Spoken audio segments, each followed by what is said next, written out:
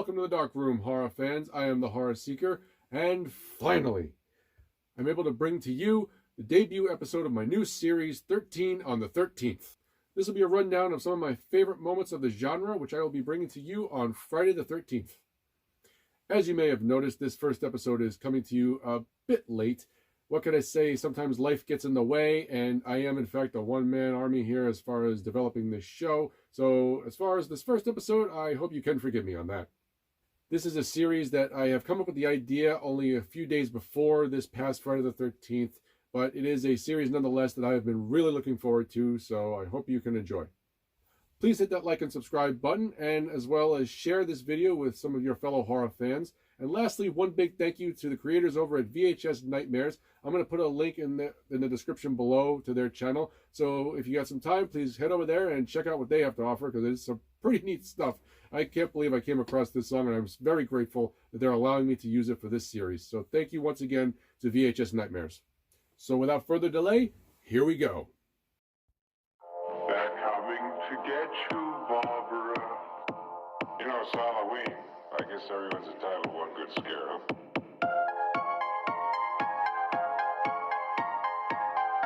An exorcism.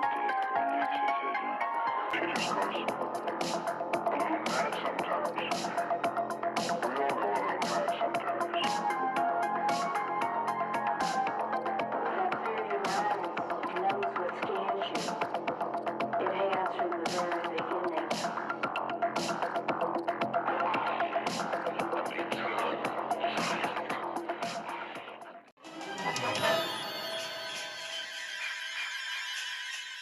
There really is no better way to start this list than with Stephen King's Pet Sematary. Widely regarded as the scariest film ever made, and deservedly so, and anyone familiar with this movie knows where I'm going with this. From the makeup, the effects, the voice, Zelda is the definition of true terror. One of the reasons she's stuck with me all these years is because my stepbrother would torment me with that chilling line. Never get out of bed again! Never get out of bed again! And while Zelda only appears in 3 scenes, and is really only a side story to express Rachel's relationship with death, she leaves an impact. The most disturbing scene being here when she snaps around to face the camera. I'm coming for you, Rachel. And this time, I'll get you. I don't even have the words. You can even hear the bones crack when she turns around.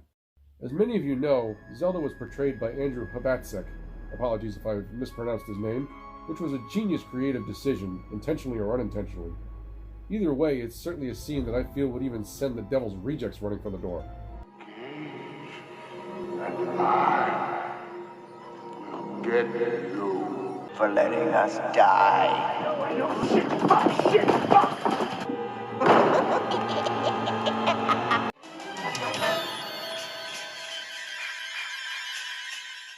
Staying with the Stephen King theme, The Shining is a somewhat controversial adaptation, with King going on to say he wasn't too happy with Stanley Kubrick's take on the story.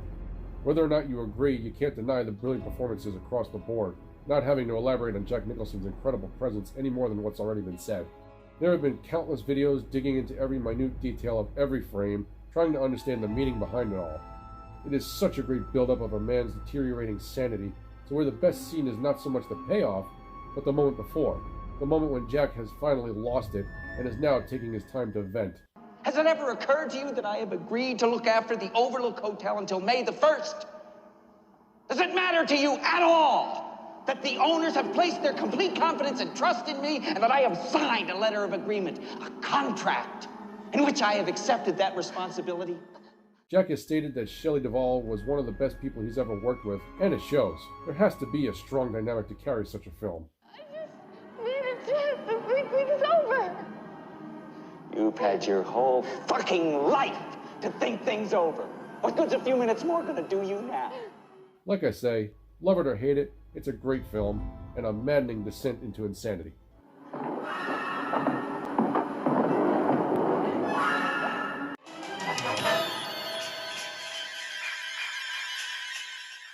Now this one is special to me. Having grown up on Long Island, it wasn't until a few years ago that I realized just how close I was to this house. Missed opportunities of exploration, I suppose. However, that hasn't taken away the dread that 1979's Amityville Horror has left, not only in film, but in history.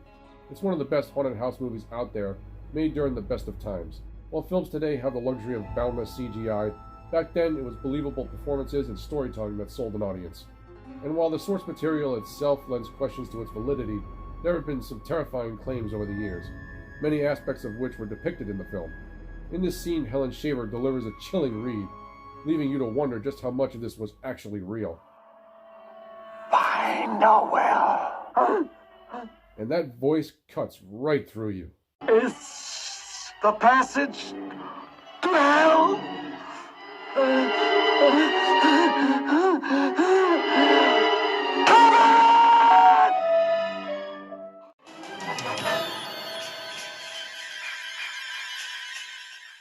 Another film from the same era, and an equally impactful influence, mainly on the slasher genre.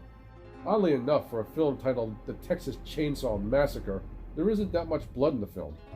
Once again, it relies on the characters and the atmosphere, with a simple plot, tired by today's standards that it may be, about a group of kids on their way to visit their old homestead under some grim circumstances. But once they're marked for death by a random hitchhiker, they're picked off one by one in their search for gas. Throughout the runtime, there's almost an ethereal drone that carries the looming doom to come. But the best scene for me is when Sally and Franklin are all that remain, waiting under a haunting eldritch howl. Look, I'm gonna honk the horn one more time. Just give me the flashlight. No, I'm gonna honk the horn, and we're gonna wait a minute, and then if they don't come, well, we'll go. Now, I know many regard Franklin as one of the more annoying characters in horror, but I feel it's his portrayal that makes the fear so palpable. He's desperate and terrified, and trying to control the situation as best he can in order to get out of Dodge. No, Sally, we can't go. Look, what if they came back and we weren't here? Franklin, give me that flashlight. It's a great scene, one that ends on the best.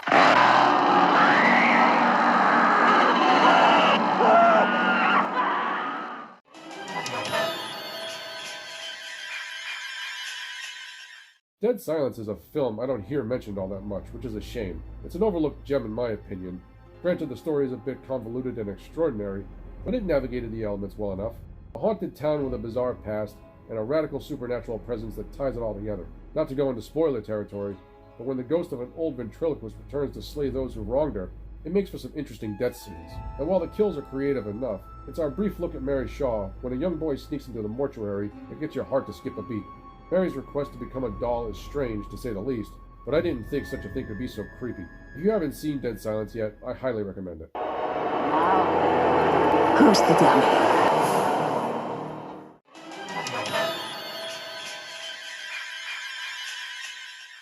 Well, remember when I said there were two films that still get to me?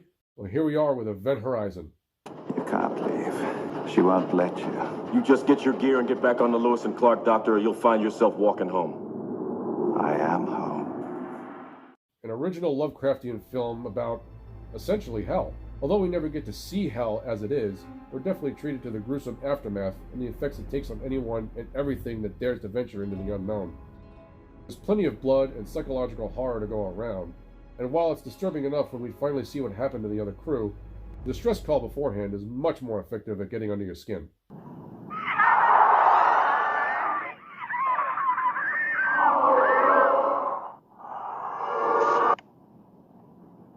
The fucking hell is that?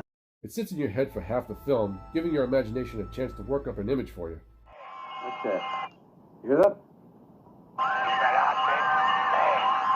Sounds like Liberate me something. Liberate me. Save me. In my opinion, it's the best depiction of hell. Save yourself from hell.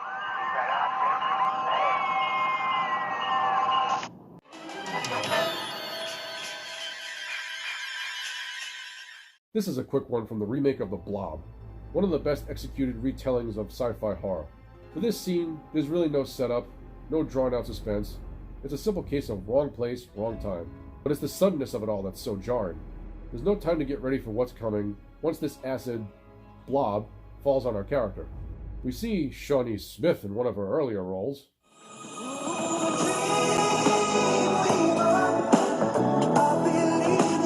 She's a babe! as she turns the corner to find her date trying to scream this inhumane sound. The effects, again, amazing and practical.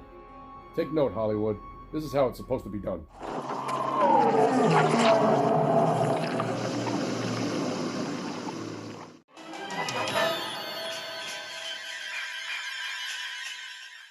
Returning to Pet Sematary one more time, honestly, I could have picked 13 scenes from this movie alone and that would have been enough. It is that scary, yes, but to pick another scene that got to me just as much, it'd have to be when Louis meets Pascal. Not only is the imagery hard to look at, but all the performances from every extra are so urgent and convincing. When you watch it a second time around, you realize that it's a foreshadowing on several levels. And I will say, for someone who's supposed to be a helpful spirit, as Pascal ultimately is, he sure delivers his promise in a rather ominous manner. The soil of a man's heart. Louis. How did you know my name? I'll come to you. Yeah, I don't know about you, but I think I'd be out the door that same night.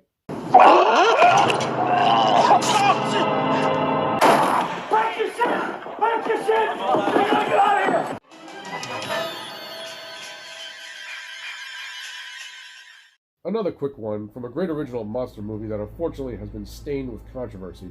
I won't go into details, check out the history of the film if you want. Nevertheless, if you can look at the film on its own merit, it's a fantastic creature feature that's loosely based on an actual real-life case. I'll include a link in the description below for more details on that, as the scene I'm talking about here comes right from that very event. During the opening sequence, after Derry and Tricia have been terrorized by beating you, they manage to come across the creeper as he's tossing bodies down a pipe. Wrapped in a sheet. Wrapped and roped in a sheet. Wrapped and roped in a sheet with red stains on it. Just get us out of here. I think deep down we all know when we've seen or heard something we weren't supposed to.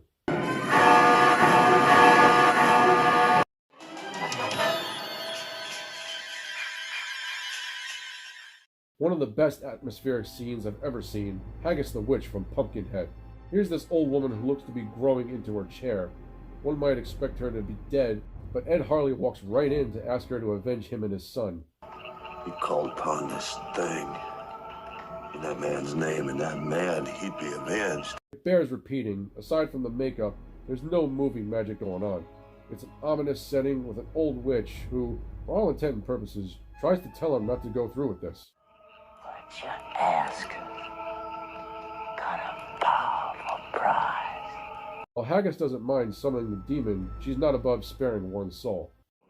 Afraid raising the dead ain't within my power.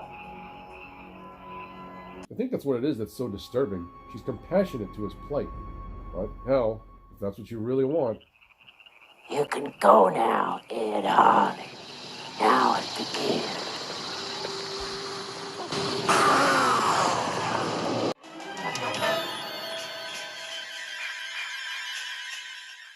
If we're talking about scenes of pure terror, we can't not mention John Carpenter's Halloween at least once. It's a franchise that lives on to this day and has had a strong enough following for more than 40 years, and it all started here.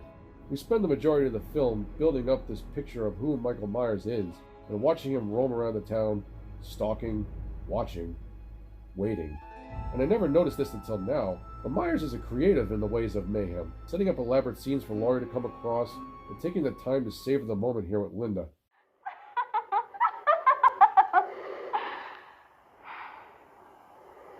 All right, come on, where's my beer?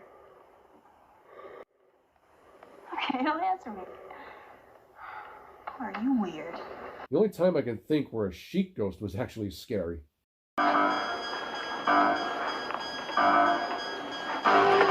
Hello?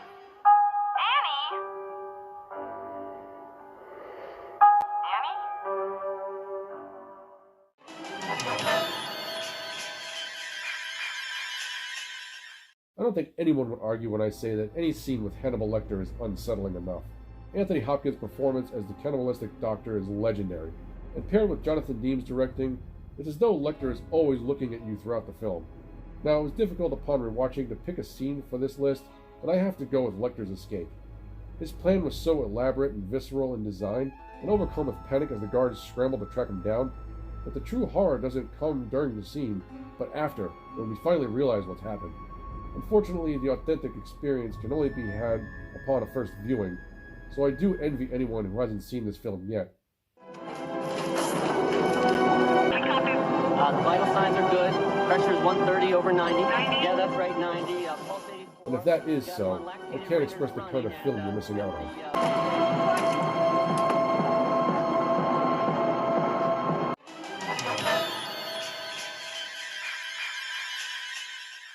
This is Burkittsville, formerly Blair.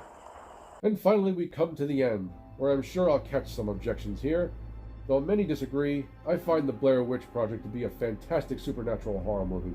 By now we all know about the brilliant marketing campaign that no doubt contributed to its success. And to be honest, when I had the chance to meet the cast, it did take away some of the thrill, but nevertheless, Blair Witch Project is a perfect example of less is more. There was no real script, no real crew, dialogue and filming was done by the cast. Whatever it is, man. Whatever it is at this point. I know. We have to get back to the car. We're obviously not wanted here, so let's get the hell out. We have to go. We have to get the dad back anyway. I realize that. Okay, that's what let's I'm go. saying. But not without the involvement of others. Jesus Christ, look, it's... Oh, Jesus Christ. There were those who would follow them, crackling branches, making noises, all in an effort to draw out a genuine reaction. And it worked like a charm. Oh, Jesus! Oh, Jesus!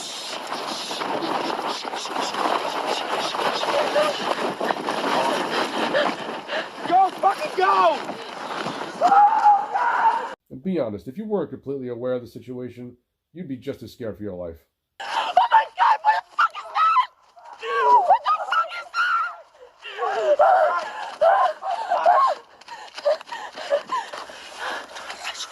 Turn the lights off. Turn that light off.